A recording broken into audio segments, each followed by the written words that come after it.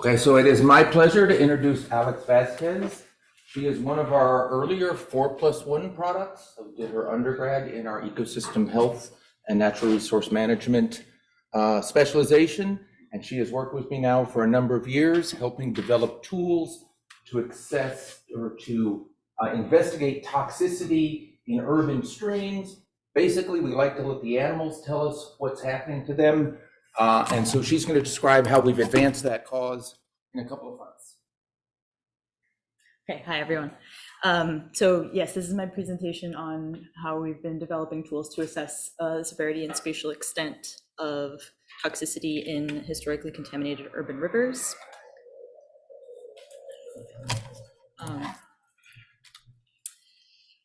For an outline, hold on.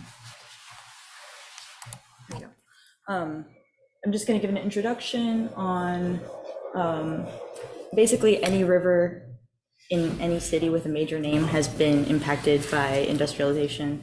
And this is a mud flat in New Jersey. There are many rivers that are impacted in this way. Going to talk about current toxicity assessment practices, mainly classically concerned with water quality and gaps my research attempts to fill, which is applying methods like that to sediment quality. So the first objective, the chapter 1, is developing an embryo larval sediment toxicity test with 2 estuarine species. And I'm going to briefly talk about the second chapter, just mention it on one slide, where discussing adult fish health. So this is a methods development master's mostly. We're developing SOPs for embryo larval sediment toxicity tests and establishing the sensitivity of both of these species to contaminated sediments in a laboratory setting, which is to say, taking clean sediment and spiking it with 3 classes of legacy contaminants. Then I'm going to talk about the results from those studies and discuss the results and see how we can apply it to future work. Could you speak a little louder? Sure. Is this on? Maybe not. Yes. Okay. I'll project more. We have a map of the Mid-Atlantic. The bigger stars here showing specific places where our lab has worked. We've got the Passaic River in New Jersey. We've got a site in Delaware that we added this past summer. Baltimore Harbor, the Anacostia River, which is right outside of campus, basically Paint Branch is a tributary to that. The Potomac River, and all the way down to Virginia, we have colleagues, people who have helped work on all of these sites that have done a lot of work with pH creosote in the Christina River. So, sorry, not the Christina River, but yes, with mummichog in the creosote contaminated James River. The purpose and scope of the study is to possibly apply these methods to brownfields and legacy sediment contaminated sites. In monitoring and risk assessment contexts. As I showed on the previous slide, there's a site that almost has $2 billion invested into it for remediation efforts. So you want to really narrow that down, hopefully spend less money or like know where to spend your money. The minnow that I'm mostly concerned with or mostly interested by is the mummichog, because they've adapted to all of the sites that I showed on the previous map. And they're very resilient and abundant in all of these systems.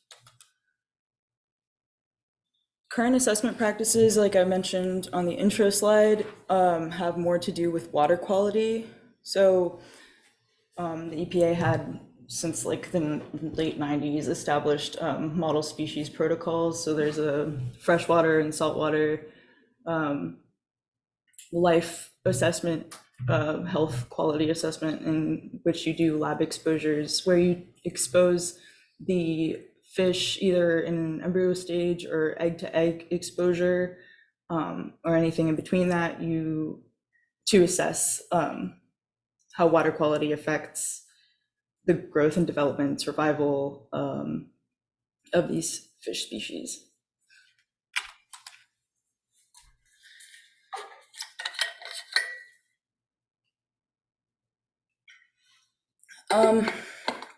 Continuing with current assessment practices within biota, we have fish health, field collection, instead of where I was previously talking about lab exposures. So here you can take a fish and assess it for its quality of the quality of its health inside of, as a resident of that system. This can be done for commercially relevant species like the white perch right there, or mummichog, which have a small home range and can tell you more about a certain site because they have high site fidelity. And they're benthic omnivore species, so they receive dermal contact and dietary ingestion of sediment like algae that grows on sediment, benthic invertebrates, and so on. So you generally assess for pathology. This is liver pathology. That's just an example. We also, so here's where I mention the second chapter of my thesis, like I said, on a single slide, where we're comparing different methods of assessing adult health besides liver health in the reproductive organs of fish, because some of these contaminants can cause endocrine disrupting effects or mutagenic effects in the reproductive systems of the fish.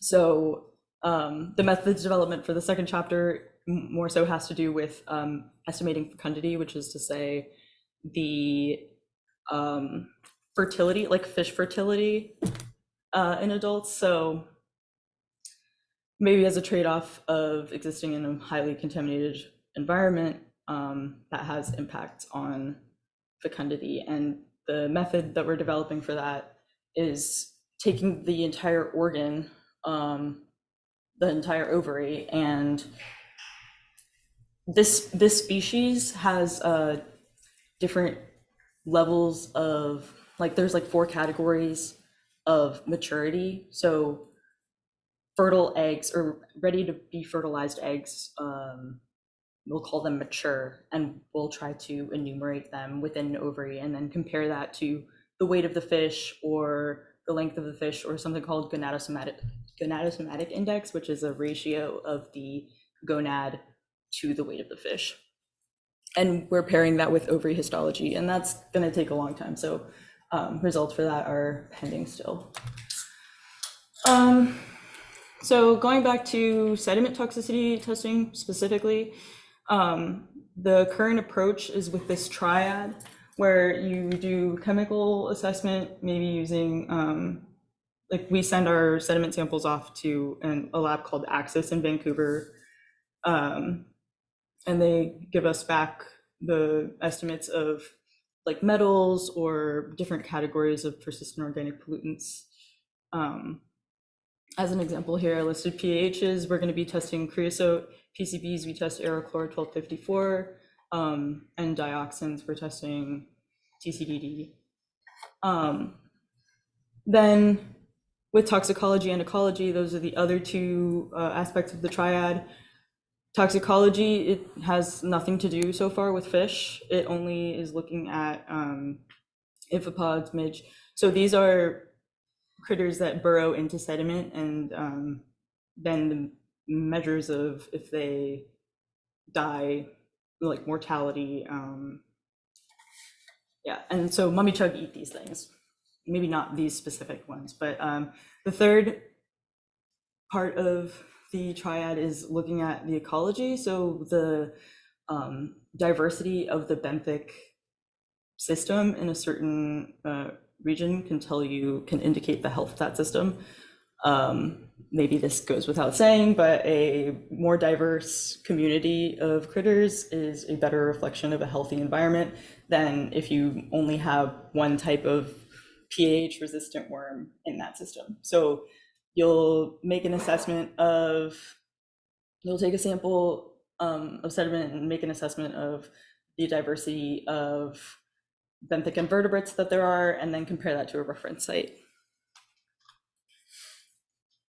So what's currently lacking, I've been hinting at this, but it's a similar exposure protocol, but with fish. So we're taking the most sensitive life stage of a fish, which is the embryo larval stage, and exposing that to spiked sediments as a precursor for maybe later testing with field collected sediments that have mixture toxicity. So the first objective is to take the EPA's sheep's head minnow embryo larval water toxicity test. It's a whole effluent toxicity test, and just apply sediment to that. The second objective is to modify that test further for the mummichog. They have different life history and developmental needs. And the third objective is to then compare these two tests and the sensitivity of both of these species to the three categories of persistent organic pollutants that we spiked. So the three contaminants that we're spiking, we have one that's TCDD. There's a damage risk assessment component to that. That's why we're specifically testing this congener. It's no longer produced. Neither is Aerochlor 1254, but they persist in the environment. And so it's to find someone to blame, right? And you start with a top concentration of a sediment spike. And this is the same with like wet tests. You do serial dilution, so you mix it with increasingly high ratios of reference water, or in this case, reference sediment. And yeah, so the sheep's head minnow is our surrogate existing water protocol, and the mummichog is our resident species. This is an incubator, or our incubator with sediment toxicity test exposure for sheep's head minnows. I don't know if you can really tell, but there's overlying water here. Each cage per replicate gets 15 to 25 embryos. Sheep's head minnow eggs are amenable to this test because they are demersal, which means that they sink and they are in contact with the sediment.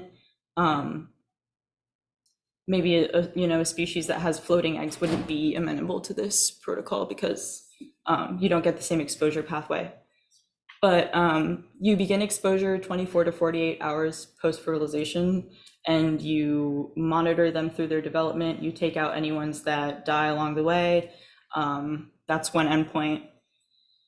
And so we made these test vessels that, I think I have it on this slide, yeah. We basically have glass tubes that we use like a silicone adhesive, and this is inert. This is you only want your toxicity to come from the sediment, so you want inert materials for your test chambers. The modifications between the sheep's head minnow test and the mummichog test are that one of them is that mummichog develop under humid conditions. They need 80% or greater humidity, whereas sheep's head minnows need a water column or they will desiccate. And there have been some studies that look at desiccation resistance in mummichog embryos. This is maybe like one kind of adaptation that they've had to their environment. Yeah, so you make daily observations from the beginning of exposure through to 6 days after they've been fertilized, which is 5 days post-exposure. You're monitoring their death and development as with the sheep's head minnow, but you stop and by daily observations, I mean you take the cage out from the sediment contact and you rinse it and you can look at it under a microscope, or actually with your naked eye. They're big enough for that. But you stop after 6 days because the flooding observation can act as a stimulus. So that's one of the endpoints that we've added to these tests, is the time to hatch aspect of it. So for mummichog, hatch inductions begin on the 8th day of their development, which is the 7th day of exposure, and they get flooded twice a day, and we record which ones hatch in that interval. In terms of running these tests, you need to source your embryos. Sheep's head minnow are commercially supplied and available year-round from like fish suppliers.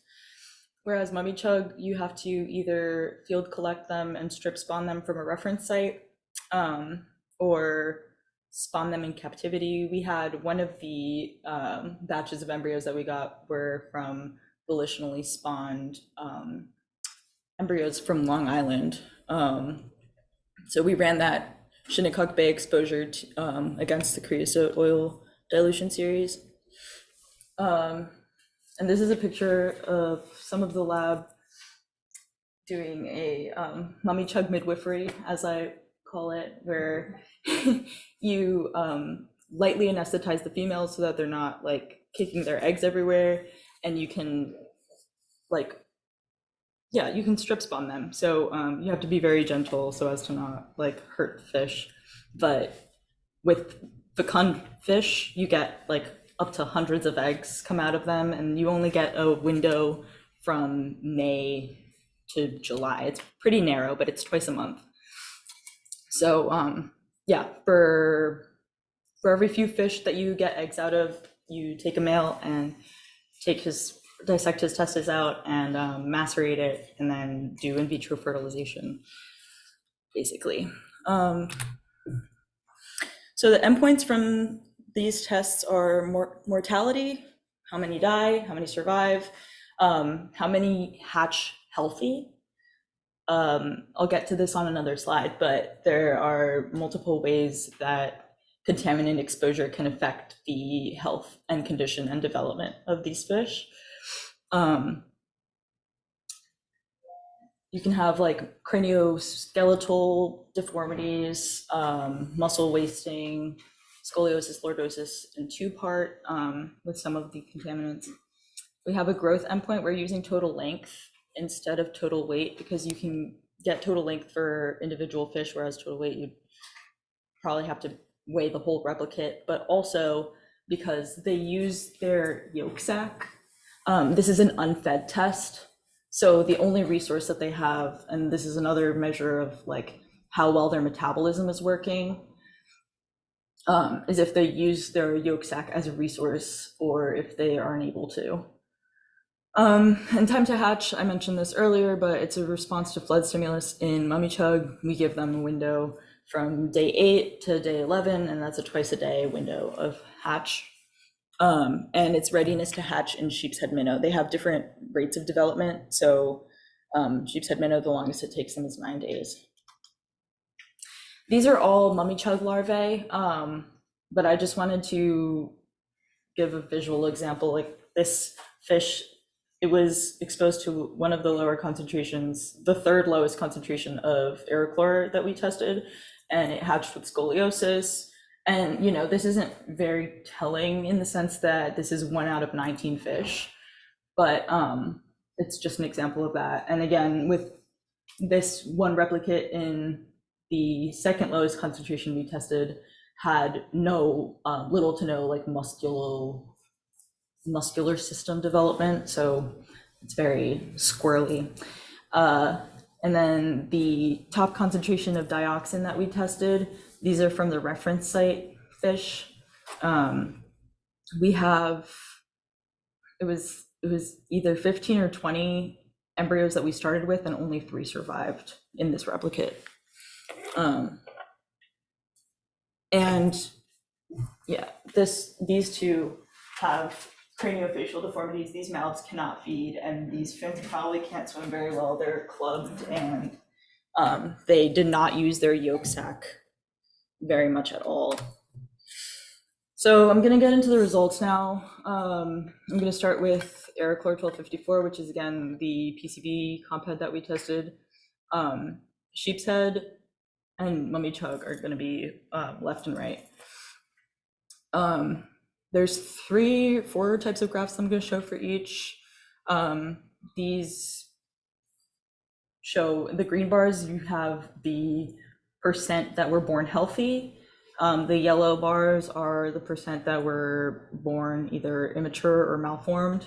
And the red bar shows the percent of embryos that failed to hatch or died. So sheep's head have a pretty good dose response curve here. The higher in concentrations you go, the greater the proportion of immature or malformed fish you get, and there is somewhat of an increase with the ones that failed to hatch, whereas mummichog, they don't have the same level of sensitivity as sheep's head. And this is, there's like species sensitivity distributions that we haven't made for these two, but it's like a common practice in toxicology to compare different species will have different sensitivities to contaminants. This kind of shows a more detailed description. I mean, it follows, right, where it's the total length of the fish that hatched, and it makes sense that the ones that hatch deformed or immature, they'll be smaller on average. So yeah, there's a decrease in sheep's head minnow length, not so much with mummichog. And this is a table summarizing the results. We did a ANOVA comparison and then a post hoc Dunnett's test. So Dunnett's test compares your spiked tests, your spiked replicates, the averages of your spiked replicates to the control. And all of the bolded results show a significantly different from the control effect. So, and we want to compare these because total length and time to hatch are more, they're objective measures of, they're objective measures of observation, whereas like ranking them on a normality scale, we've just kind of done like a 0 and 1 thing. But that is a subjective metric. But, regardless, the proportion normal, that seems to pick up like a greater effect of the contaminant, because you get, if you're going by a conservative estimate, you want to go by your normal endpoint. With creosote oil, it's again kind of the same thing that we saw with Aerochlor, where sheep's head are more sensitive, but there's a little bit of a greater dose response with mummichog here. And maybe Long Island isn't the best reference site. Who's to say? So maybe it's the source of embryos that we got it from, but from the looks of it, mummichog aren't as sensitive to creosote. Yeah, kind of the same thing where we get significantly stunted growth, total length with sheep's head minnow at the top concentrations tested. Not so much with mummichog. The highlighted time to hatch at concentration 100 milligrams per kilogram of sediment, that's just a more statistically significant value. So that's at if you're testing instead of an alpha level 0.05, if you're testing it at 0.01. But yeah, here we do pick up an effect with normal assessment of mummichog that we exposed to creosote at the top 2 concentrations. But yeah, like I said, sheep's head minnow more sensitive here. This is the final test that we did with, well, not chronologically, but in terms of like reporting with dioxin testing. So again, great dose response with the sheep's-head minnow, whereas with the we tested 2 populations of mummichog. So one population was from a reference site, aka REC. That's the Y Research and Education Center. So the other population that we tested comes from the Passaic. They were volitionally spawned from mummichog that were collected from River Mile 18 in the Passaic River, and that's a. So you'll see here. This has been studied before in other papers, but fish that come from a contaminated site can have heritable resistance to contaminant exposure. And you can see that where you're looking at the Y fish, they have a much more drastic response to the dioxin exposure. And in the LPR fish, it's dampened. It's still an effect, as we'll see when I show the chart, but yeah, this is the graph for total length, and there might be variation as well in the size of fish regionally, because as you can see, the control populations, the control exposure has a longer total length than at LPR than it does at the Y. And I'll show the chart next. Oh, sorry. These are regression graphs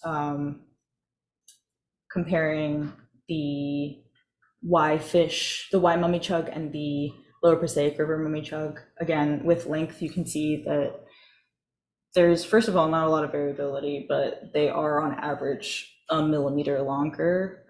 And so we did 2 tests. One of them was the Dunnett test, and the other was a Logit regression. But yeah, I have nothing else to say about that. All right. Finally, we have the results, the table results from the sheep's-head minnow, mummichog from the Y, and mummichog from the Lower Passaic, all tabulated here. We do pick up an effect at the highest concentration tested in the normal assessment for mummichog, but there is, again, I think we could say that mummichog may seem more sensitive to dioxin than sheep's-head minnow in this case. Here are some box and whisker plots for the average days to hatch in mummichog. We don't have a similar graph for the sheep's-head minnow because we actually ran that on a single replicate. It was for validation purposes, but that means you can't generate the same kind of visual. Regardless, the LPR fish, and this probably needs to be further studied, but they seem to have hatched in a very narrow window of time.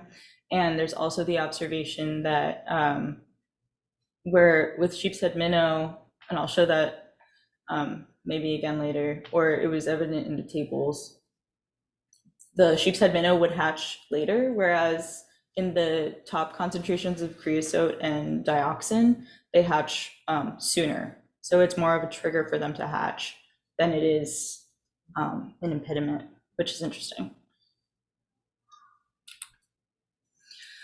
Okay, to summarize the results, the sheep's-head minnow validates the test protocol. The dose response curves demonstrate sensitivity to sediment-bound contaminants. It seems more sensitive than mummichog in this case, which is, I mean, it can be a good thing because it's been used as a model testing species for a very long time. But mummichog as a resident species, there's like ecological relevance to testing with this fish.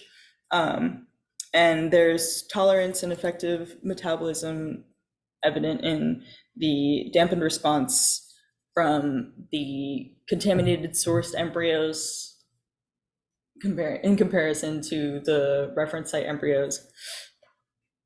There are regional differences in total length, so you have to make your comparisons within populations. And like I said, that time to hatch decrease versus with mummichog versus the increased time to hatch with sheepshead minnow is pretty interesting, and that probably needs to be further studied. But future directions with this, with toxicology tests in general, replication is really important. So to have other labs adopt this, maybe try it out.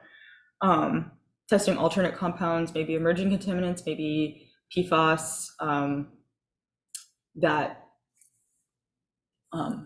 partition to sediments as well. And environmental mixture toxicity, where like in the environment, you don't have just one contaminant in an area. Like that would be charming. That would make it light work. But taking places that are highly impacted by industrialization and looking at that, it's even hard with the sediment triad, where like with chemical analysis of sediments, it's still an estimate. So using like an ecologically relevant metric with fish might actually simplify that. And then comparing time to hatch between species and total length between species, because since they have different life histories and different developmental times and different sizes, that would be simplified with like statistical manipulation. But all right, I would like to acknowledge my lab, Dr. Yankos, Dr. Pinkney, who's not here today, Dr. Fisher, who's retired, and Dr. Peterson from NOAA and Rutgers. She's been a big help. And yeah, the lab members, none of whom are here today, except for Quinn. Quinn, thank you for your help. But yeah, Shane, who is now working on her PhD, Rosie and Sabina, who's working on her master's, and Anna. Okay. Any questions? Oh, this is a link to my evaluation.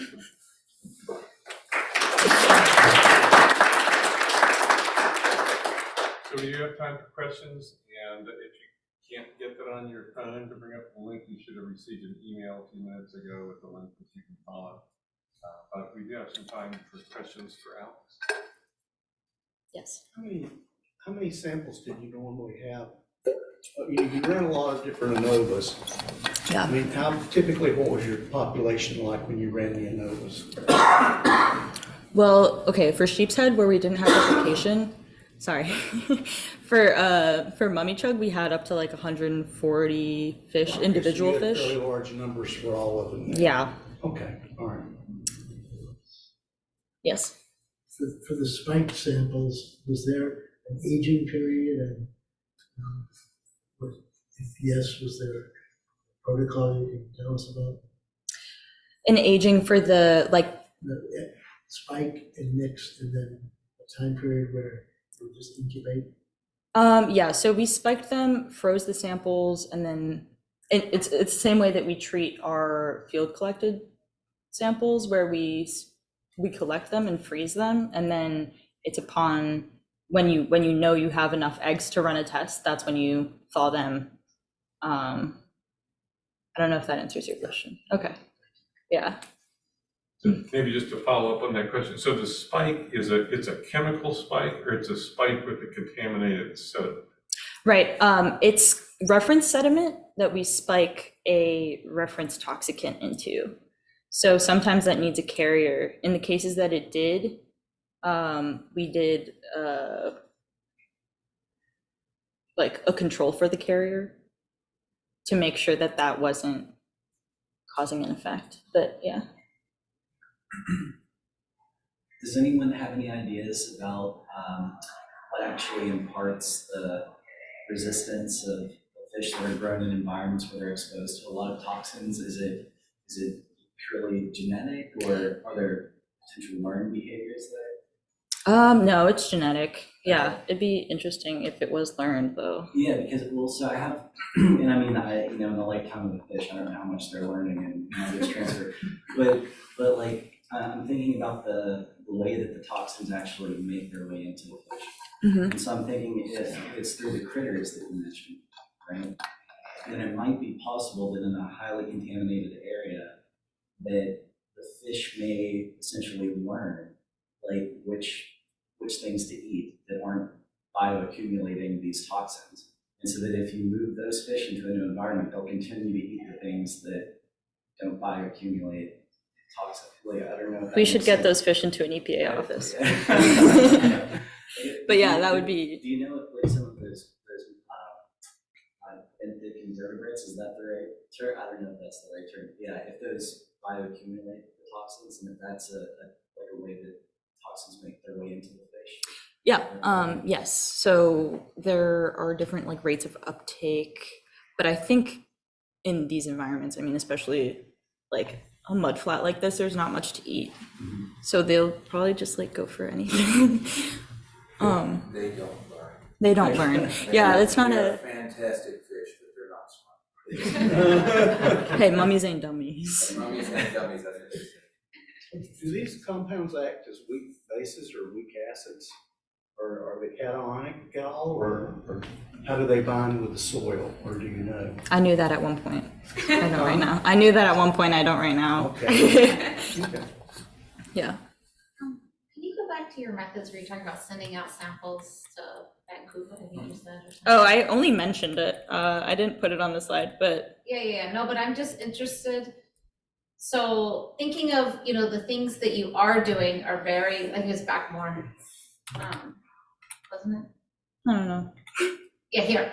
So the things that you are doing, these bioassays and, these ecologies, that's very time intensive, right? And so the idea is you're doing this very time intensive, do they live, do they die, and looking at it, and then comparing it to, what you're seeing, I'm assuming, when you just test the sediments, right? Yeah. And you're sending that out. I guess, so my question kind of goes to this time intensive bioassay versus just like understanding the concentrations. And is there anything that you kind of wish you could get more into? Right now you're doing the very intensive part, but if there is any of these, like kind of the chemistry or the PCBs or the toxins, what is it that you like wish we had the capability of doing here? And how is that useful? And like, are we seeing these, the contaminants that you actually used in your bioassays, are we seeing them at that toxicity level in the Anacostia, for example? Because you sent those out to sea, right? You took the samples of these sediments and the Anacostia and other places and sent them out, right? Yeah, so Okay. we did a, the dose response tests come from maybe like what you would see in the environment, but also at a scale where you can like see dilutions of that.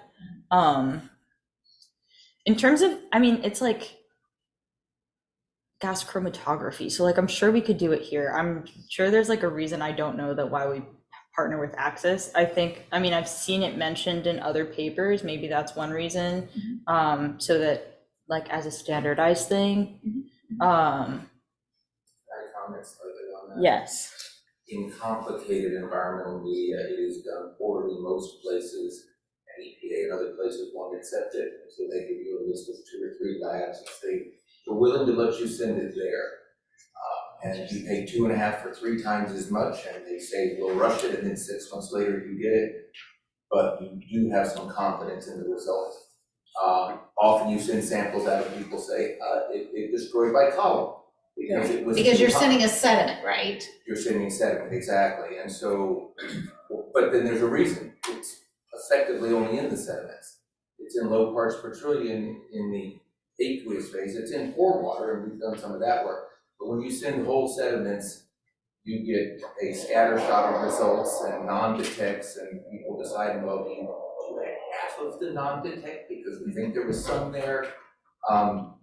And to your first point, the curious thing is the organisms are much more likely to tell you what's in, say this out loud, are equally likely to tell you what's in there as the chemist, at least as far as the cumulative toxicity of the mixtures. So if you just take something from the Anacostia, you don't know what's in it, do you think with your dose response curves, you could guess? No, Toxicity. but I can advise hotspots for remediation for environmental protection as effectively as if we take some surface sediments and send them off and then get numbers back. As far as looking 5 years later and saying how much is accumulated in the mussels in this area or something like that. Yes, sir. So sort of following up to this, so is it a function of sort of cost, time? I mean, to use the bioassay, I mean, you think it's sort of tedious because you got using organisms, they gotta grow, you gotta harvest eggs and all this stuff, but is it faster, more time, or you know, cost effective relative to doing chemical assays? Because if you do chemical assays, unless they do a whole slew of them simultaneously, I mean, if you target it, you don't really know what to target, but the organism just sort of gives you the bottom line. Well, it costs us several $1,000s a sample to get this suite of things analyzed. And if you send 30 or 40 of them somewhere and then you put full and direct on it, you have a project that's $180 worth of chemistry to do a series of things. For $180,000, you can put a grad student through their degree and they can run an awful lot of these assays. So I think it might actually be much less expensive in one sense. The other is when we talk about this triad here, chemistry tells you what's in there, but doesn't tell you if it's bioavailable, if it's going to accumulate, those sorts of things. Toxicity only runs a few days on a few organisms. Then the community looks at what's managed to survive there, but there's other stressors, so none of them is perfect. So we're sort of throwing everything at it to try and get answers. The problem is there's no vertebrates exposed in sediment tests. So the entire point of this was to say, can we get a vertebrate assay that will, at that sensitive stage, that will at least add us another point? Are they more or less sensitive than other organisms in that sort of thing? It also does take less time. I mean, Axis gives you like a 6-month turnaround time. But I mean, What's your turnaround time? right, one of them, it can take like up to 2 months because it takes like 10 days to run the test, then maybe a couple of weeks to measure all the fish. But like now that I've done it a couple of times, I mean, it gets faster every time. Tell them the hard part. What happens when all of a sudden it's like July? Oh yeah, well that's another issue because then you can't use mummichog because they aren't producing eggs anymore. So you have a very narrow window in that sense. But also, I mean, there are labs. It'd be interesting to try to get that lab from New York that has captive held fish to produce like in the spring or like late summer, or maybe in the winter. Maybe they can give them like a short winter and then. Tell them what's fascinating about the mummichog, about its eggs. You hinted at it, but you didn't describe why it's, you can time them really well, but that also limits you in some ways. I don't know what specifically you're The talking moon. about. Oh, the moon. Yes, the lunar cycle. Yeah, well, no, I did say that. Go ahead. Tell them about the moon. Okay. Well, they have twice a month, you know, they're influenced by the lunar tide. Part of the reason why they have desiccation resistance is because the fish will go into like the grasses or the riprap in the case that like a river is bulkheaded and pretty common. And the time to hatch triggered by flooding, that has to do with the lunar and the tidal cycle. Basically it's a response to your environment. If you are submerged and you can hatch, that's predator avoidance. I don't know if that's what you were So getting at. you get these super high tides at the new and full moons. And so the fish wait until it's a full moon so they can go as far up in the system as possible to lay their eggs, and then the water doesn't get there again for like 10 or 12 days. And that means they're desiccation resistant and no other fish are gonna come eat them. But they're also other things. in contact with the sediment. And they are waiting for that high tide to show up again and flood them so they can hatch. And it's a very elegant thing that it works for them in one way, but it also means they're only available, the fish synchronize when they are fertile and ready to drop eggs to within a half a day. If you take them at the wrong time, the eggs aren't any good. So there's a lot of challenges just starting with a quality batch of eggs to run a test where you get good control performance, and then you can. Wait, so you do the eggs up when you want it to be dry, not in the water? The eggs. Yeah, that's one of the differences between sheep's head, minnow, they're underwater, whereas mummichog are humid. So they're not necessarily underwater. They develop faster, actually, under humid conditions. They have more oxygen availability and, yeah. Sorry, Grace. Oh, I was just like, so they're moist, but they're not submerged. Exactly. So they're in these mud flat type situations. Okay. Or on vegetation. Or on Where it's vegetation. available, which is, it's not the rivers where we work.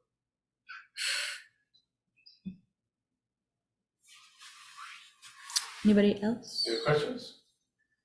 I just have one, oh, go ahead. My question was just gonna be like, when we saw the little like ones with scoliosis, Yeah. how much magnified was that? Well, Like how can I see, what does it look like with the It's naked sitting eye? on a grid, those are. These are 1 1 millimeter So it's a squares. 5 or 6 millimeters. That's a centimeters, that's a square centimeter. Have the boom come. Wow. Yeah. You gotta have good eyes. No, I don't, no, it's not gonna work. Oh, well, we use a Yeah, dissecting technology. microscope, yeah. I was just wondering if I went to the pond, if I'd see this thing or not. If you go to any You can see young tidal deers. water here, anywhere in Anacostia, even where it's all fresh, the most common fish you're gonna see is the mummichog. But I'll see it, You'll see the The adults. yeah, not this. Well, those Maybe fish like will be 3 eaten weeks before out from. So really quick, you said it's these fish, their eggs are amenable to this type of treatment because they sink into the sediment, right?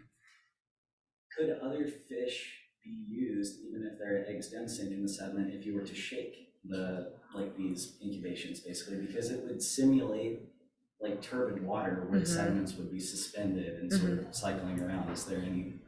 Yeah, I mean, you could argue that would be like more bioavailable in the sense that it's like a constant disturbance and constant turbidity, whereas like, I don't know, if they're just sitting on the sediment, maybe it's not as like surrounding them as much. But Chemicals are still coming in the water though. yeah, I mean, look, a few years ago, they had 25 years ago, 30 years ago, that big scandal. Truck from New Jersey was dumping PCBs on the side of the road in North Carolina, tanker truckloads. And they've It been. came from the Passaic. Yeah, they did. They came from New Jersey. And the state to remove all the soil was gonna cost millions and millions of dollars. And one of our herbicide chemists, he did a bioassay where he took soil and put goldfish in it. And the soil, just the bare soil, would kill the goldfish. They'd have very high levels of PCBs in their liver and whatever. And then he took activated carbon, mixed it with the soil. And then he put them in there, and they had absolutely no PCB in their bodies. yes, And so that's what he advocated doing. He said he was lucky he had tenure because the governor would have fired him, because that was opposite what the governor wanted to do. Well, it's the common strategy now. Rather than excavating and clay lining, we're now putting activated carbon and mushroom compost and all sorts of various things to increase organic matter and body contaminants more savagely so they won't get out into poor water and get into the fish. but They're not going away, they're actually staying decades longer. Decades longer. But they're not. a point that's relevant to that is that every sediment that you test, if you take a reference sediment that has more carbon, more, they call it like black carbon as well, that means that if you spike your concentration into that, that's not a good metric of the bioavailability of that. So really when I'm reporting the exposure concentration, we want to correct that to the organic matter in that sediment.